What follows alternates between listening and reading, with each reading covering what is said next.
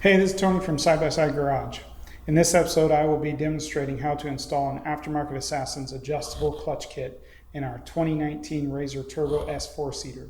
I will also be discussing some of the modifications we do to the clutches to get a little more performance and life out of them.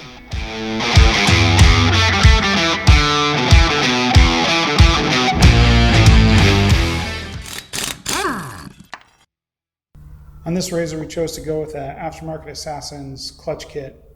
Charles and I have installed well over 20 of his clutch kits. They've been great. They're easy to adjust. The owner there at Aftermarket Assassins is named Mike. He's been great to help us with any of our questions, adjusting them for larger tires and gear reductions and all the different modifications we've done to these machines. Real responsive via text and phone call. So don't hesitate to purchase from Aftermarket Assassins for this clutch kit. They've been great, affordable priced. I'm going to go over the components real quick here. This is the spring that goes in the primary clutch. This is the spring that goes in the secondary clutch. These are the actual physical weights that go in here, and these are the arms here that the weights go into. And he provides a really nice chart that gives you exactly what to do for the tire size and the gear ratio and the horsepower level. Over here we have a deflection kit, and that is primarily used to eliminate the C-clip on the RZR Turbos. Years 2016 through 2018 had a C-clip that sat right here. Oftentimes the C-clip came undone while you're out on a ride, and it actually allowed your secondary to space itself apart just a little bit, which ruined your belt deflection and allowed the belt to actually slip quite a bit. C-clips are real temperamental. They popped out a lot on trail rides, and they're very easy to destroy. So in 2019, Polaris decided to get rid of the C-clip, and you don't need this kit for 2019 turbo RZRs. One of the things we're going to talk about is a little bit of the maintenance and inspection that we like to do after long rides and when we do the clutch teardowns. One of the things that I really like to do after a real dusty ride is I like to remove this little plug right here, which is your belt cover drain plug. So this plug is intended from Polaris to drain water out of the clutch cover. Say you do a real deep water crossing and water gets around the gasket or through one of the intake tube or the exhaust tube and finds its way down in. If you find yourself in that scenario and you're not getting the belt to bite because it's slipping because of water, reach down, remove this, leave the RZR running. The clutches will kind of paddle a lot of that water out the drain hole here, and the clutches will self-dry. The actual clutches, while they're sitting there at idle, move a substantial amount of air, and they're going to actually dry the belt and dry the housing and the clutches out, just them sitting there idling. After we get back from a dusty ride and we got our RZR sitting there and we want to do a little bit of preventative maintenance, you can take an air gun here, a blowgun, and remove this little drain plug. While it's running, because the clutches are moving a lot of air, you can sit here and spray air in here, and that'll actually pump a lot of that dust that is sucked in through the clutch cover out the exhaust and get that bad dust out of the clutches that actually causes a lot of wear to your clutches. Be sure to put this little plug back in here. It's got a little O-ring in there that seals it up tight. You get that nice and seated there, and you're good to go. So once you have your primary clutch pulled off the machine, you want to look and make sure it's very clean. So we want to get all of the debris that's collected in here sprayed out. We can use the air gun. We can use water to spray it all out. But we do want to keep any solvents or harsh chemicals away from the plastic slider pucks here. Those actually can degrade with some of those solvents, so we want to keep it off of there.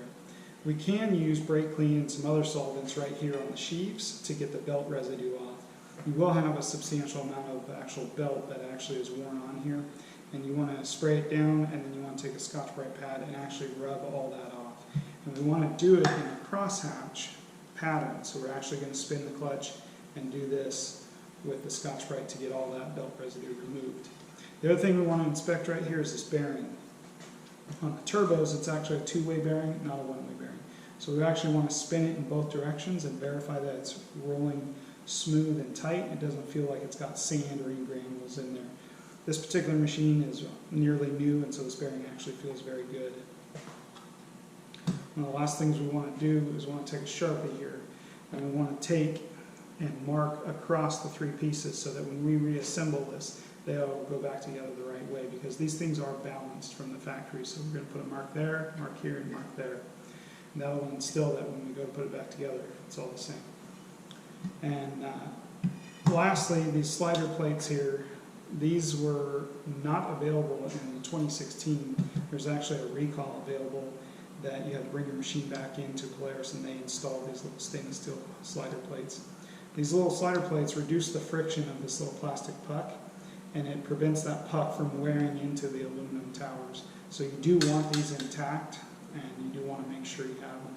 If Polaris no longer offers the recall, you can buy these aftermarket, or you can actually buy the 17, 18, 19 sliders, and they fit into your 16 clutch.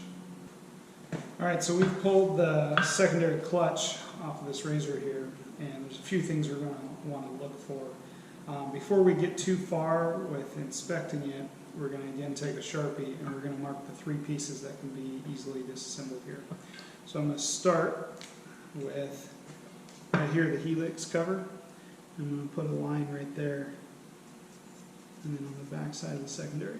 I'm going to continue that line across here and onto the front sheave here.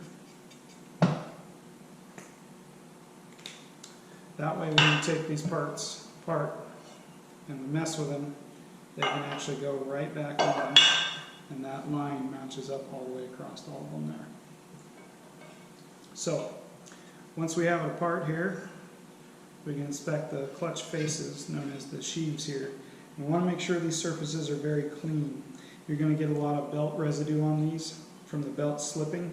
So we can do 2 things to clean that off. We can use a brake clean to get a lot of that residue off, and then we can use some Scotch-Brite pad here to actually sand that belt residue off. And the orientation we want to do is we want to do a crosshatch on it as we spin the clutch, and to remove all that belt residue. Try and keep the solvents off of the wear parts in here, which are the driven sliders, which are these guys here, and the helix buttons, which are these little plastic guys right here. So try and keep the solvents off those plastics just to make sure that we don't degrade the plastics at all. So when we're inspecting this, we're going to be looking at those wear parts. So right here, there's a really new clutch, and it doesn't really have any noticeable wear. We're going to make sure there's not a lot of wear on these driven sliders. If there is wear, you'll get a sound at idle that kind of sounds like that. And the more they're worn, the more they'll hear this sound. Same thing with these helix buttons here. We're going to make sure that those don't have heavy wear in them, because that will actually cause the helix to make that clacking sound.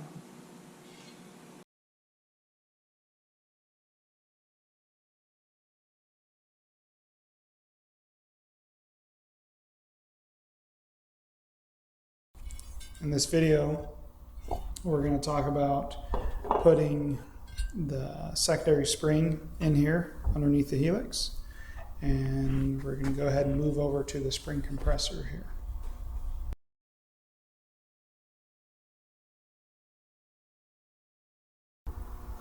So we're going to tighten the spring compressor just to have a little bit of tension on the helix cover here.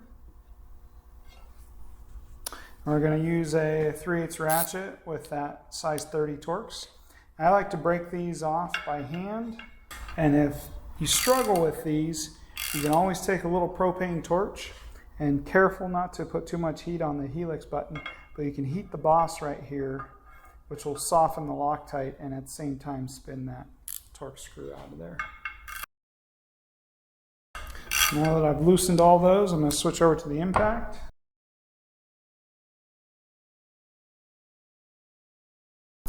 And I can back the compressor off here, which will take the tension off the spring, and the spring will slowly expand here.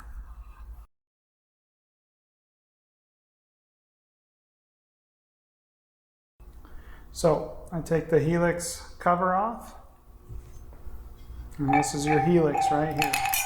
So this is a good time to clean this. So oftentimes, because this is a machine surface, you want to hit this with Scotch-Brite and make sure there's no rust on here. Kind of rub those surfaces down. This is your high-speed spacer. We're going to talk about this a little bit later, about some of the modifications we do to that. And this is the stock Polaris RZR turbo spring. You can see They actually list their spring rates on here. So this one starts at 150 and finishes at 215 on the 2019 RZR Turbo S4 seater. So this is a good time to make sure this area is all clean and that you want to torque these screws here on the helix buttons to 35 inch-pounds. You want to check these for wear. They'll typically wear right there. If they're heavily worn, you do want to replace them. So we're retorquing these just to make sure they're tight. And the factory torque spec on those is 35 inch-pounds, which is just under 3 foot-pounds or so. Okay, we've got the internal components of the secondary clutch laid out here on the workbench. We're going to go over kind of how they operate and some of the issues we've ran across in the past. So these are some of the optional mods that we've done that we've seen success with.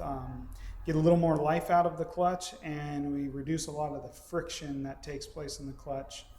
And essentially what we have here is we have the Aftermarket Assassins secondary spring.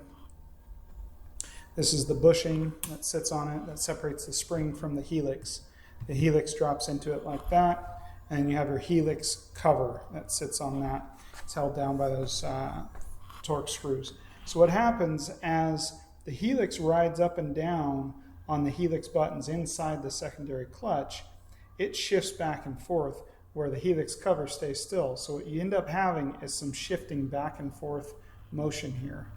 And because the helix is made out of a hardened steel and the cover is aluminum, we end up getting wear because we have two dissimilar metals here. So you can see on this helix cover right here, this machine's got 5 miles on it. And we've got wear parts or wear marks right there and there where the helix is shifted after only 5 miles and 0 contaminants on this machine.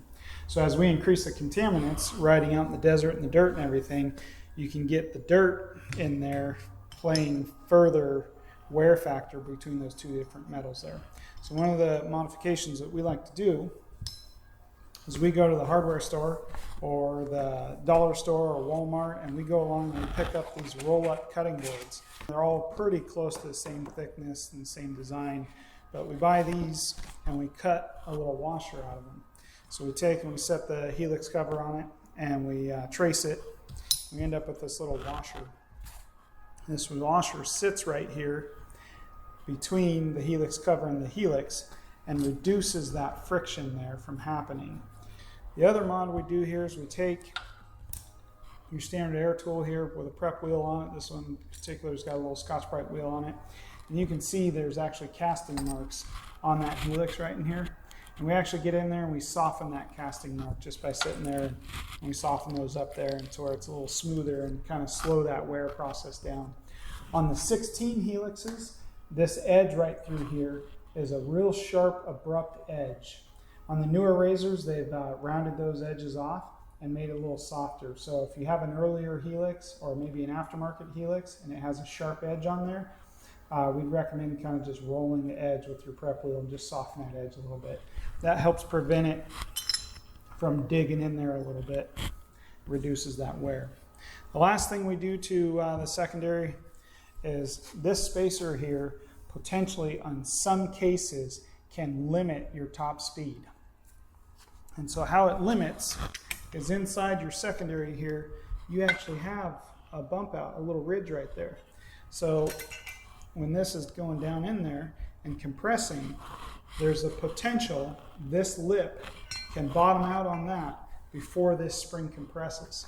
And what happens, that reduces your overall top end speed. And because we reduce the gears on these things and run big tires, we want to be able to get the maximum shift out on this secondary and get to our maximum top speed. And so what we end up doing is we cut about half that lip off right there, about half that off, just to instill that that doesn't bottom out before the spring bottoms out. So we're going to reassemble the clutch, and we're looking for that mark. So here we got that mark, we got a mark there. So make sure those are lined up to maintain the balance of this secondary clutch here. So Here's the secondary spring from Aftermarket Assassins. There is no top and bottom to this spring, so it can go in either direction. Here's that washer that we talked about cutting off a portion, so you can see the line here we cut off. This is the piece we leave off, and that is to instill that this doesn't bottom out on the inside of that before the spring bottoms out. Here's the helix. We soften those edges up quite a bit. This is nice and soft and smooth now, and that's going to reduce that wear. Just taking those casting marks off. It drops down on there, and you want to make sure that's seated in that little groove there on the top of the bushing there. And this is the helix cover. But before we put that helix cover on, we're going to put that washer that we made out of the roll-up cutting board on. So we're going to place that on. And then we're going to look for the mark on this guy, and there's our mark. Here's our mark here. So we're going to go ahead and line those marks up. At this point, we use our secondary compressor here, and we slowly take that down. The thing we want to watch for is this helix cover does have some little notches on the bottom side right here, and we want to make sure those notches are inside the groove they sit in. There's a cut groove all the way around, and we want to make sure they're inside and they're not setting up on the lip and before we really torque this down. So as you're torquing the compressor down, you're going to have to sit here and kind of do some alignment and just take your time and get that thing to sit square on there.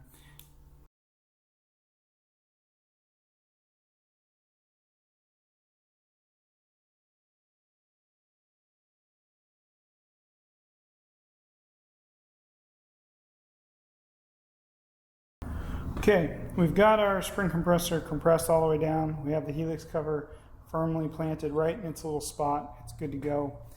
And we're going to put these torque screws back in. This is a debatable area. The factory uses a blue Loctite, which is considered a medium grade Loctite. We like to use a red Loctite. It's considered an extra strength Loctite. Some guys will argue that. It's up to you. We like to use something a little stronger because we have had these guys back out. We've also had these guys shear off. And when they do come out or shear off, they get inside of here and really wreak havoc. Again, we're making sure our 3 alignment marks are lined up to keep that clutch balanced. If you put too much Loctite on the fastener, it will actually act as a lubricant. And we don't want that. So we just put a little bit. I like to put a little bit on 2 different areas of the thread. So it'll spread a little bit down here on the lower portion, it'll spread a little on the upper portion of the thread. So we'll get that started there.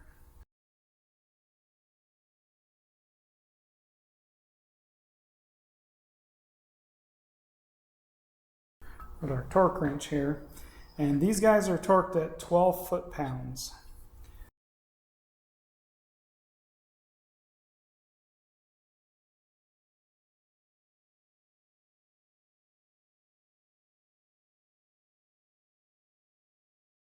And our secondary clutch is ready to be reinstalled on the machine. Okay, we got the primary clutch set here on the vise. I like to use a piece of all thread with a nut and a couple washers here. It's not required at all, just gives me a little more control and stability here.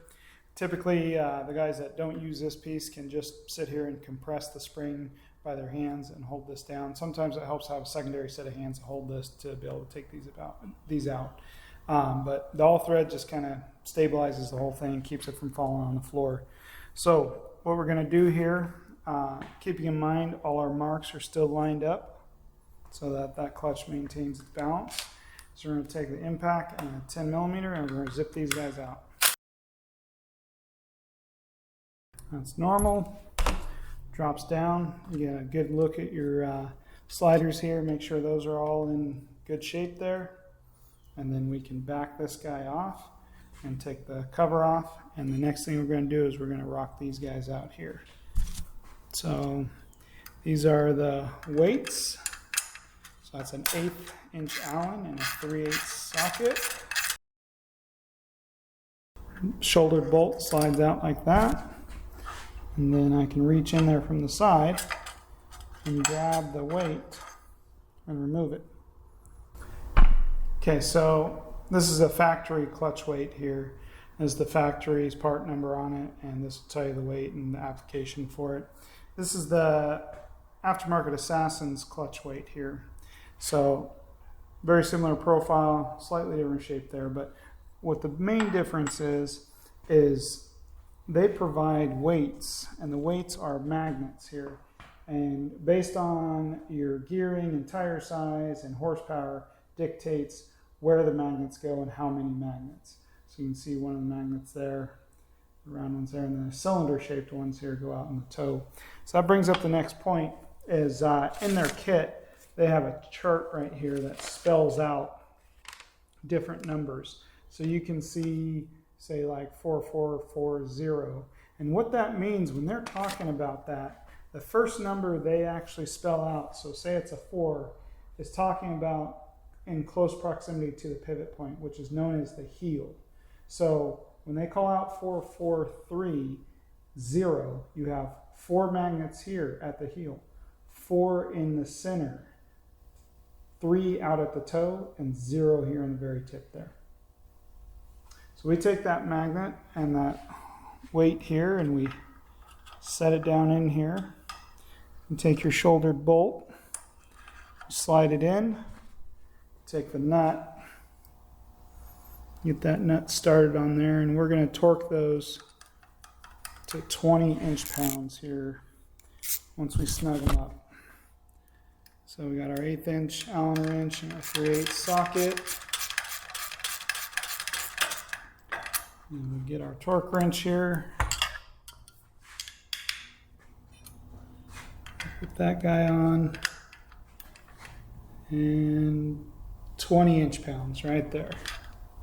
Okay, at this point, we're going to back off this nut on the all thread, which releases the tension on that spring, the primary spring there. And lift that off. Lift the washers off. And this is the cover that holds it in place. There's a little spacer, and this is the factory spring. Okay, we have our 2 springs here. This is the spring provided by Aftermarket Assassins. This is the new spring. Springs are color coded, so this is considered a blue spring with a yellow stripe. Drop that guy down in. It can go in either direction. Next, we have this bushing. And this bushing does a couple things. It prevents wear between the spring and the cover because you have 2 dissimilar metals here. You have a steel and aluminum. And you will get wear there if they're touching. So this bushing prevents wear. The other thing this bushing does is it has a little lip there, and you can see the lip helps keep the spring centered there. And lastly, this dictates the actual RPM that the primary will engage. So a lot of guys will actually remove this shim and reduce their engagement of their RPMs by about 200 to 250 RPM. Not really ideal for desert riding or sand riding, but for the slow speed rock crawling, dropping your engagement does really help. That slows your tires down and it gives you a little more control behind the wheel. So basically there's a couple different routes you can go with this. You can leave this out, drop your engagement, but you can expect to see some wear on this cover from the spring. You can leave it in and not worry about the engagement and prevent that wear. Or the other route we've gone is back to the roll-up cutting boards. We've cut a lot of washers out of this stuff, and we just trace it, drop a washer on here, and that prevents those 2 dissimilar metals from touching, so that spring wearing on the cover. We've had great success with that cutting board material. If you are seeing superheated clutch temperatures where you're melting down belts and that sort of thing, you can affect those cutting board washers. They will get soft in those super high temperatures. In future videos, we're going to talk about clutch blowers and some of the other driving techniques we utilize to keep our clutch and belt temperatures down lower. So for reassembly in this particular application, we make sure that lip is facing down. When we drop the cover back on, we're going to look for that mark to align with the rest of our marks there. And I'm going to utilize the all thread here.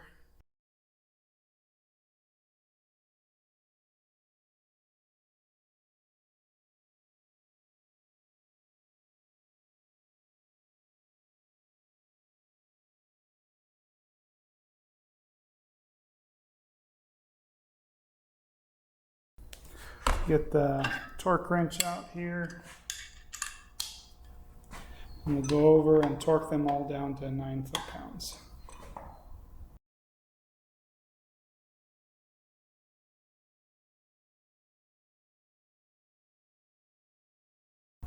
Okay, and that's all you need to do for assembling the Aftermarket Assassins clutch kit in the primary clutch here.